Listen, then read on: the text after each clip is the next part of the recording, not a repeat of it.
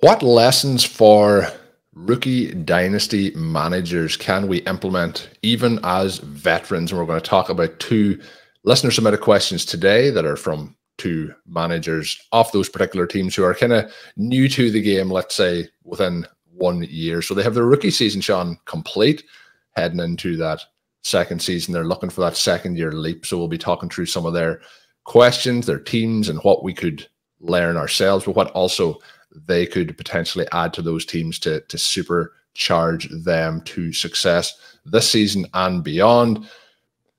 Shawn, can you remember back to your second season playing Dynasty? No, I don't think I really can.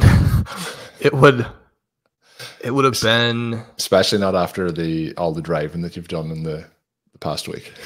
Yeah, well, when I got into fantasy with college friends back even before I started writing for RotoViz in 2013, the leagues we were doing were a little more keeper, and keeper ends up giving you that mix that for more recreational purposes works very nicely.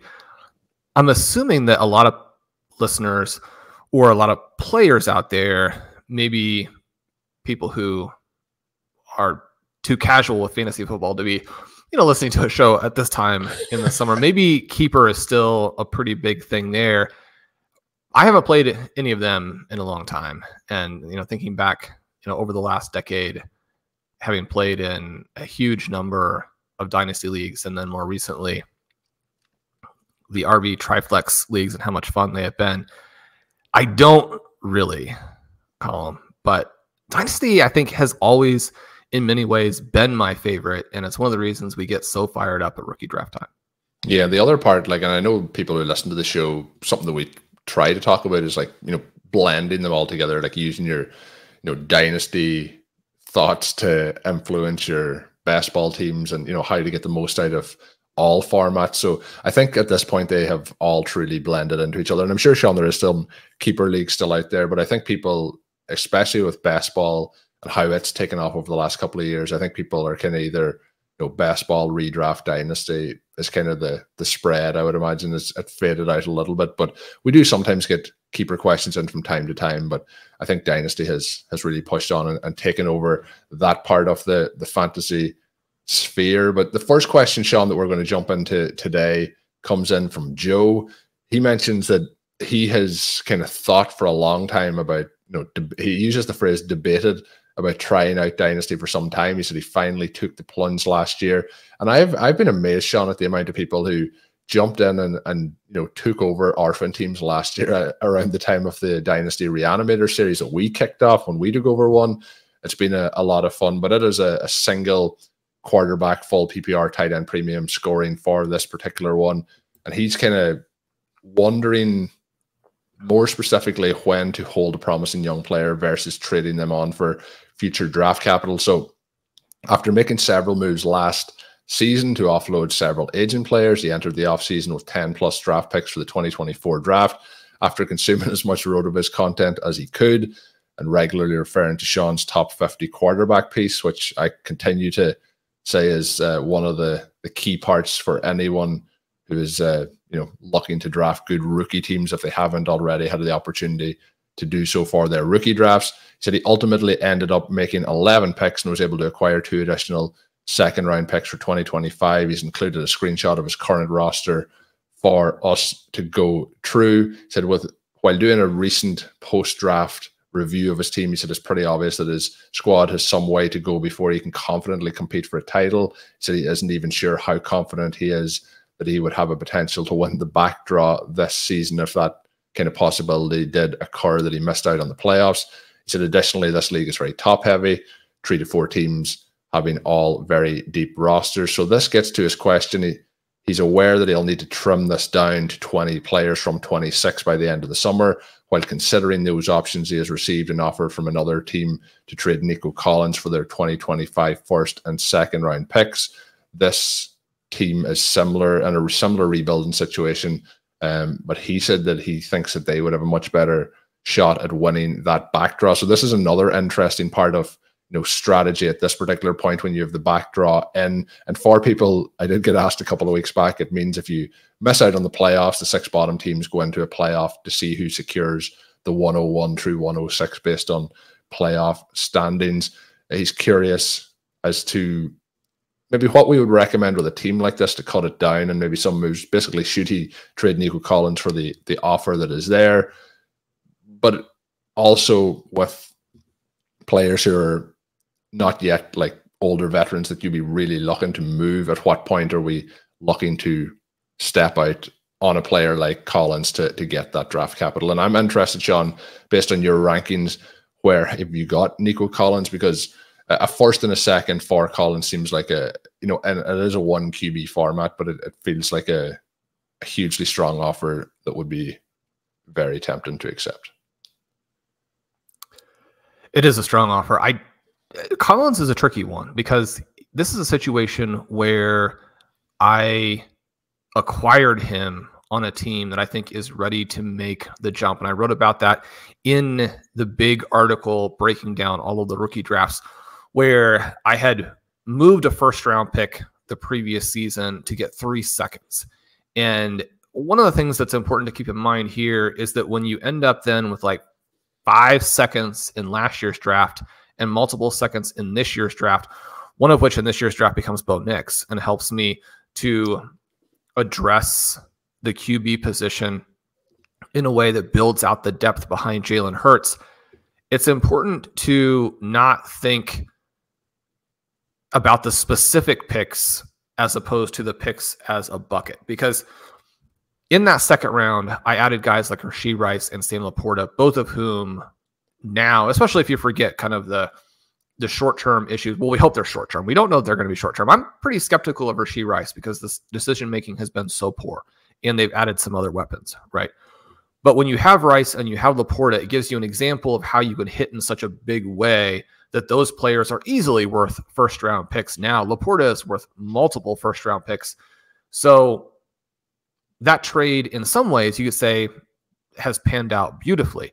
The flip side of it is that, did the exact picks that you got in the trade turn out? Maybe that pick is a Marvin Mims. And you're looking at, well, I gave up a guy who became, say, Malik Neighbors. And you're thinking, well, now maybe the trade doesn't look so good.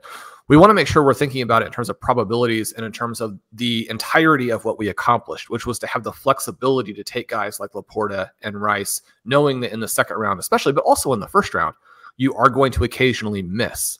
So that part, I think, is interesting. I discussed that in the article some, because then to go back to the well and move my first-round pick again on a team where it might be a Nico Collins away from winning the title, that I think is an interesting thing to think about, because generally speaking, we discussed this a little bit on the previous show, like when would you actually want to spend a pick because you think that the player you get is going to be worth significantly more and fits what you're trying to accomplish. Collins is somebody I think you're probably going to be able to trade after this season for more than he is worth now if he establishes himself again as the clear wide receiver 1, even with Diggs there and with Tank Dell healthy playing the season, being in his second year. Then you're looking at Collins as a guy who starts to go really in that Garrett Wilson type of range. It's interesting looking at my rankings where I do have him at wide receiver 17. I was thinking about last week's show, or I should say earlier show this week, where we talked about London as the wide receiver 10. I guess I feel better about Collins than I do about London, and that'll probably be reflected not with the guys swapping spots necessarily, but them being even a little bit closer together in the next rankings. I have Collins as worth a round 1 and a round 2. So exactly what the offer is here. So the offer, I would say, is fair, and yet Collins probably will be moving closer to that double round 1 value. But we also want to think of the other side of it, where you do have Diggs, you do have Dell. There is this possibility that he slides down in the pecking order, and or just there's some cannibalism of the total amount that these guys can really put up, even with CJ Stroud. But the thing that I like about Collins is you have the elite athleticism, you have the elite season now in 2023, and you're tied to maybe the best pure passing quarterback in the entire NFL. wrapping back around to the specific question then is whether or not you want to move off of that and get deeper. When you move Collins to that team, it becomes even more likely that they win the back draw if they have Collins because they have more firepower. So you could argue that that makes them even more likely to win it. I think the problem for me with that would be that it also makes it more likely that they make the playoffs. And one of the things that we want to think about, and this was at least sort of a subtext element of the previous show, is that the team can sometimes get there early. And that's one of the reasons that our redraft and best ball teams are also very young. You have that ability for the players to make such a jump that now you have a super team. In Dynasty, when teams are rebuilding, it's kind of built into the thought process that, yeah, I mean, eventually you're going to make your move, and people aren't as worried about the fact of, will it happen this year? Because they do expect it to happen at some point, and they're building to that. But even if there's less apprehension about whether or not the team is too young to make a push, there's still a possibility that it'll be too young in the right way. If you move Collins to them and they make the playoffs, then suddenly you're looking at a situation where you're moving Collins for a 2025 first and second, both of which are in the latter half of those rounds. The other thing that you have to think through, because it has come into play certainly multiple times for me and the co-managers that I work with, is that if you have a team that you're kind of pointing at both things, at making the playoffs, but also being positioned to win the back draw if you miss, if the team is pretty awesome, but one of the reasons you do miss is that you have injuries, then you go into the back draw and you don't have a bye. And in many cases, you're saying, okay, well, the teams that do have the byes are so bad that we think that we're going to beat them even though they come through with byes. The problem is those aren't the teams you play in the first round. So you've got to win 3 times, right? And the teams that are the best are the teams that you have to play just to get into the top 4 picks. And so if the team is good and they don't get a bye, and one of the reasons that they've missed the playoffs is that they have injuries, now you've got to win that first round just to get out of the 5-6 slots, which is a situation that Bjorn and I and Monty and I both got caught in this past season. And there are seasons where those 5-6 slots are pretty valuable. It was almost a miracle what happened for me and Bjorn. And again, if you haven't had a chance to read the article and you are a subscriber, make sure you do check that out. It was pretty cool how that roster was able to be completely transformed overnight, in part because of the number of picks that we had and the other assets that we had. It was a great example, I think, of the perpetual reloading mindset. But you also want to be aware of the fact that not every season is going to have a guy like a Brock Bowers at the 106, not necessarily going to have the depth of quarterback to make that work. So that's probably too much detail that I've just gone into to answer that particular question. But I guess I want to make sure that listeners who are thinking through this type of move understand the risk that the pick will be actually in the 110 range, and also understand the risk that the pick will be in the 105, 106 range, as opposed to actually coming out and being the 101 or the 102. I think the way that it's being put together here and the way that Joe is thinking about it makes a lot of sense. You just want to also factor in those other scenarios before you pull the trigger on this deal.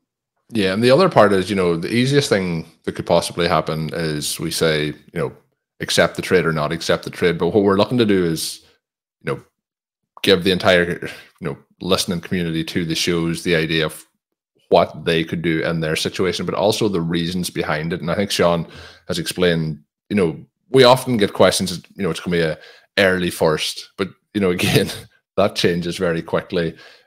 Whether that has a backdraw scenario or not, it just is something to play in there. So a good question coming in from Joe. The next question comes in from Josh, and he mentions that he's a fairly new, but then he puts in brackets, but eager fantasy player, and he's mentioned that he's been devouring the RotoViz podcasts and the website over the past year. So he mentions that he did get into it last season and has completed now his first year of Dynasty and completed his first rookie draft. He does mention that he enjoyed it more than he thought he would. And I do think that people, when they start Dynasty, I think that the rookie draft is something that maybe they don't think is going to be as much fun as it actually is then when it does come about. It's one of the best times of the entire year. He mentioned as a new Dynasty player and wanting to learn to build on the RotoViz approach and perpetually reloading with the permanent championship window. He is wondering if we could give him some feedback on his team.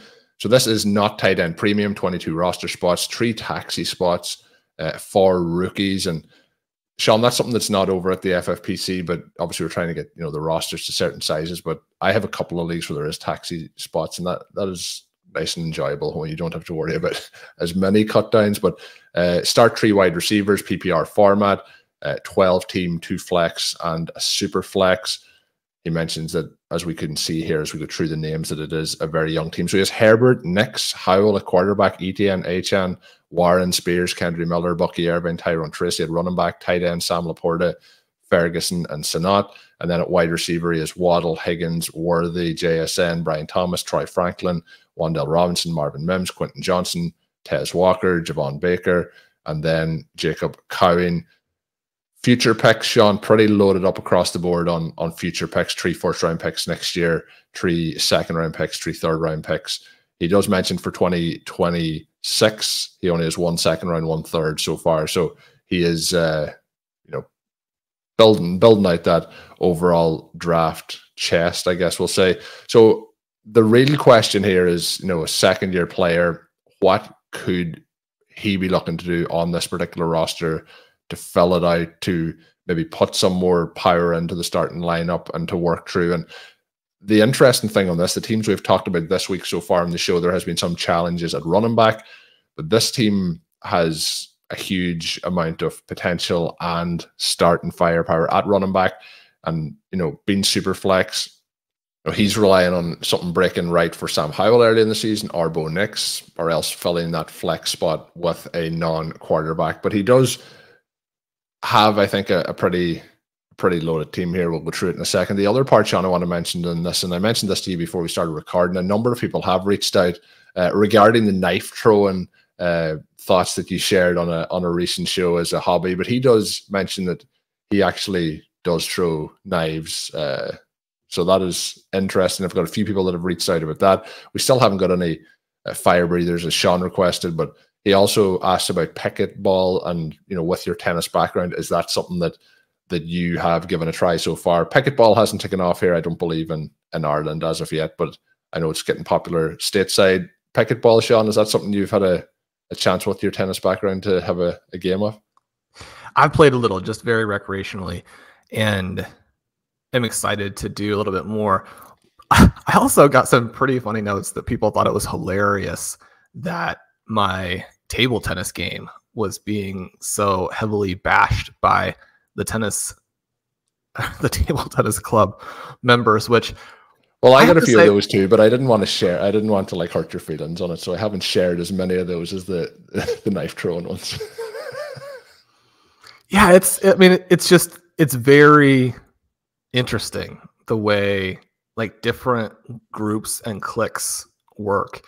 And again, the thing that kind of blew my mind a little bit is that I've played thousands and thousands of hours against good players. My brother is fantastic. I grew up playing against one of my neighborhood friends who, went on to play tennis at Rice, and then, played with a lot of my teammates in college, and just was clearly not at the level of the people in this club. And they're like, we can show you how to play, but you gotta do it that way. So that was hilarious. The pickleball, I think the things that I have heard there are that it's much more recreational, but again, it's kind of always a matter of what level are you wanting to play at? Because you don't think they'll not look down at you as much as the table tennis community?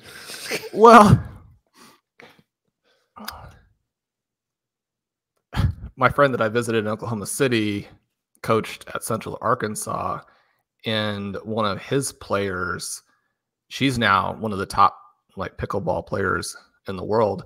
And I'm guessing that if I tried to get into her group and start playing, they'd be like, you need to be better. So again, it depends a lot on, what level you stumble into. But yeah, pickleball is absolutely fantastic. It is huge here in the United States. down the street from one of my parents live in Kansas City. There's a chicken and pickle restaurant where, I mean, I guess you can go and eat some chicken, but I think people mostly go to play pickleball and cornhole and some things like that. Yeah, it's to the point where it's actually causing a problem for tennis because people are getting out of the tennis community to play pickleball. I guess I still have some aspirations to, both get into shape and to see what level I could possibly reach in tennis by focusing on it again, as opposed to maybe in case I get any contact from any people over the side of the Atlantic. I did Google pickleball in Ireland. There's actually there is a official organization for it. So I don't want to get in any trouble here. Pickleball has made its way across the Atlantic here. Yeah. I mean, it's probably the biggest racket sport in the world in many ways at this point. And I like that because it is a lot of fun, whereas racquetball, I do not care for. So, Colm, to get to the question that people actually care about here, this roster is fantastic, right? Now, there are going to be some questions about the QB position. What's the upside for Herbert? How soon is Nix going to contribute in a way that allows him to be a starter on a playoff caliber team as opposed to simply filling that super flex spot? But the running backs are excellent. The tight ends, anytime you have Laporta plus, you're looking to be in very good shape there. And then you look at these young receivers, when you have potential breakout guys like Worthy and JSN, Brian Thomas, certainly somebody who has massive potential upside. And then at the second level here, and this team has Jalen Waddle and T. Higgins as the top two guys. So these guys that I'm mentioning are some of the depth pieces to get to that great receiver depth that we've mentioned as being a foundation for what your team wants to do. When you've got guys like Troy Franklin and Marvin Mims, you have someone like a Devontae Walker, like a Jacob Cowing, and I've received some feedback on him. He was the guy that mentioned in the article as being a player we drafted in basically every league. Now, one of the reasons you can do that is I also think I've seen a theme, Shawn, where every team we have discussed this week has Jacob Cowing on their roster. So they've bought into the hype. So we'll see what happens there, right? But he was very good in college for a couple of different teams, very athletic, offers the type of varied role that I think teams are going to want. And there are so many different ways in which he's probably better than their earlier pick. We've watched as the second of the two picks, anytime that the 49ers double dip, has gone on to be the better player. Now, that's obviously the type of trend that you expect to stop as opposed to continue. But it is interesting and kind of humorous with the 49ers. If they move Deebo Samuel, then it becomes, I think, very, very interesting. This team has Javon Baker. I mean, he's somebody who could end up being the #1 guy for the New England Patriots. This team is fantastic. And then you have the 3 first-round picks next year, the 3 second-round picks, the 3 third-round picks. This team is set up to be able to continue to revitalize and remake their roster anytime that they want, and to be able to continue to push some of those picks out into the future. And that part, I think, especially in rosters that are a little bit deeper, to where, one of the frustrating things is I'll see guys that we selected in the second round of this year's rookie draft, and they're generating buzz. And then we'll get trade offers of just like a second round pick in next year's draft. You have to understand the time delayed element of that, and make a fair offer. Anytime that you're relying on the opponent's roster space, certainly this early in the offseason, to make trade offers, you have to understand that kind of poisons the well, as opposed to moving you in the direction of getting a trade actually done. So think through some of those types of things. But this team is perfectly set up. Colm, where are you with Justin Herbert in terms of feeling like he can be a foundation piece? And then this manager talks about making a run at Fields, making a run at Bryce Young. I'm coming around on Bryce Young as someone you should definitely be trying to add to some rosters. I don't think you want a big position, regardless of whether it's best ball or dynasty, but having some exposure at this point with the prices does make a lot of sense. And then Justin Fields as almost a a free play. Now, clearly he's not completely free because he wasn't able to acquire him in this or on this team. But those are the types of moves that I do think make a lot of sense. Are you seeing anything other than this QB position as an area of immediate need to address? It is something that like when you look at this team, it is the clear weakness in terms of what may hold this team back. With Herbert, he kind of fits into that area, and this is where, you know, on the site he is ranked in the zone kind of with Trevor Lawrence. He feels like he's not in the elite tier and not in the tier below that, but then in that next group of, like, I guess we'll say average starting quarterbacks where, you know, the excitement of huge weeks maybe isn't there for them, but it still can be a very valuable piece. But you're starting to get into, and it's a little bit trickier when this league isn't tight end premium, but you're starting to get into a range where non-quarterback players may potentially outscore some of the quarterbacks when we're moving down into that. So I think that with the firepower that he has for future drafts and with some of the players that he has available in this with depth options, and even at the top end, that you adding that second starting quarterback would be very beneficial. But again, this is where the team can arrive early, even though this team is already absolutely loaded. We get good reports going through camp that looks like Bo Nix is going to be the starter. You know, then you have already got that second starting quarterback who is in that same tier as, you know, a Justin Herbert or Trevor Lawrence. And then if things go for Sam Howell in the way we would hope they may go in Seattle, then that's a situation where you could potentially by mid-season have 3 starting quarterbacks that you can rotate in those 2 particular spots. But I think that if you could move on and have an additional guaranteed starter who was in the tier above that, which is obviously very difficult to acquire and put that volume in. But Shawn, somebody who listeners may not be surprised, and a lower tier and maybe easier to acquire. You mentioned Bryce Young, Jared Goff, and obviously Goff as well has recently got a contract extension, which, you know, shows that the team have faith in him over the next, you know, 3 to 4 years. So in that situation, you can, I think, as a dynasty manager, if you're a fan of Jared Goff, add him to your roster with some faith that it's not just going to be they draft somebody next year and move on from him.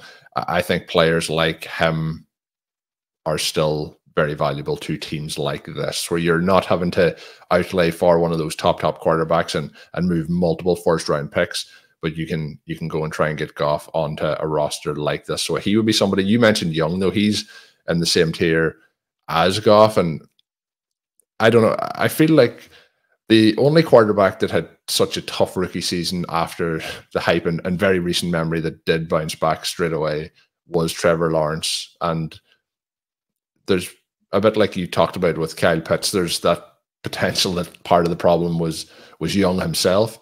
But, you know, I think if you can get him at the correct price, having him added to rosters is a very smart move, because the rebound in value and, you know, the improvement of him and that team could be something that we're talking about in 12 months that a lot of people maybe weren't factoring into their potentially dynasty rosters. Exactly. I think that was a great way to describe it there. So again, this is an awesome team. Love the way that Josh has put this one together and giving himself so many different outs for the future. It's not that you're going to win the league every year. It's not that you're going to necessarily win the league this year, but you're putting yourself in the position to make the playoffs consistently, to start getting buys consistently, and to be able to address the misfortune that you have. One of the things about perpetual reloading is that if you do get bad luck, and across all the different teams that you manage, you occasionally will have some luck that just really was very unfair. It was unlikely. Guy gets hurt, it changes the roster around pretty significantly. When you have those picks, you can overcome that and still flourish. Josh has it set up very nicely. Yeah, so we'll see how these teams go. I'm sure people will update us over the seasons if they continue to dominate. But that is 2 questions from 2 second-year managers, and I think there's a lot of interesting talking points there for anyone playing in dynasty leagues. But Shawn, that is where we're going to leave it for this edition, for this week of podcasts. If people are interested in playing in those RotoViz listener leagues, get in touch. You can send it my way on Twitter @OvertimeIreland or emailed across at rotovizradio@gmail.com. You can always sign up for a RotoViz NFL pass over at rotoviz.com and use the code RBRadio2024 to get yourself a 10% discount off a RotoViz NFL pass. Get access to all of the content and tools. Of course, a lot of our content this week has been questions that have been submitted by the RotoViz Overtime community. Feel free to send them in to us on Twitter, as I mentioned, at Overtime Ireland, emailed across at rotovizradio@gmail.com. If you're watching this over on YouTube, you can drop them into the comments. We'll try and get some of those on future shows. My name is Colm Kelly. You can follow me on Twitter at Overtime Ireland. My co-host is Shawn Siegele. Check out Shawn's work up on rotoviz.com. And until next time, have a good one.